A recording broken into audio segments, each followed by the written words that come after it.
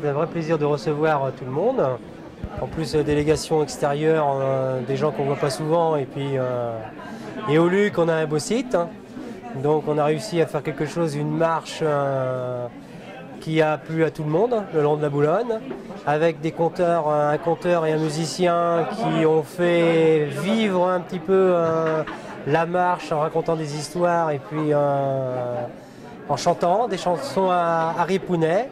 Donc je pense que ça a plu à tout le monde.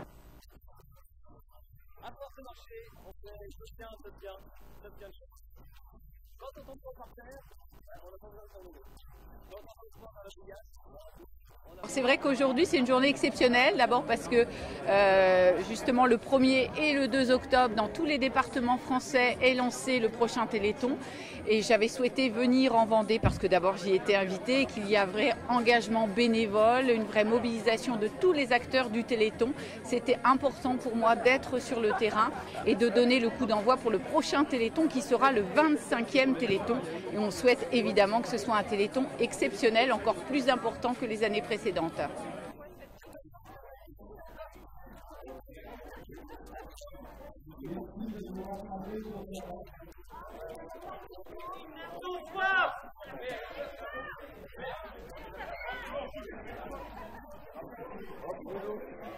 Et si un jour j'ouvre mes veines pour te donner un peu de sang, pour que ta vie dure plus longtemps, alors s'envolera la haine. Parce que 25e Téléthon, on se doit de rendre compte à toute la population, aux bénévoles, aux donateurs, de ce que l'on a fait avec l'argent des 24 précédents Téléthons. Ce sont des sommes importantes, des sommes extraordinaires, grâce à la fidélité de tous. Et on se doit de rendre compte de ce qu'on a fait, que ce soit dans le domaine social, que ce soit dans le domaine de la génétique, que ce soit dans le domaine des thérapies innovantes, de vraies percées médicales. C'est important de dire merci, de dire ce qu'on a fait. La transparence est une éthique de l'association. Et aussi d'expliquer pourquoi on a besoin de cette mobilisation pour le 25e Téléthon. Grâce au Téléthon, on finance la recherche et les thérapies innovantes sur l'ensemble des maladies rares. Donc déjà, les maladies rares, c'est énorme, ce sont 6 à 8 000 maladies. 3 millions de personnes sont concernées par ces maladies rares, c'est déjà énorme en nombre.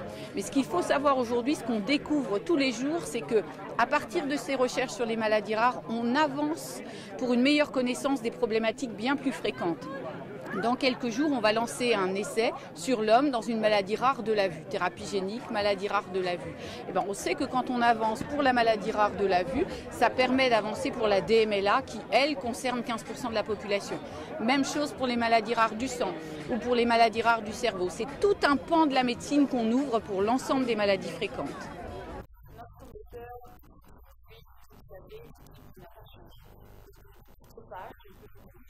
Tout à l'heure à la clé de la marque.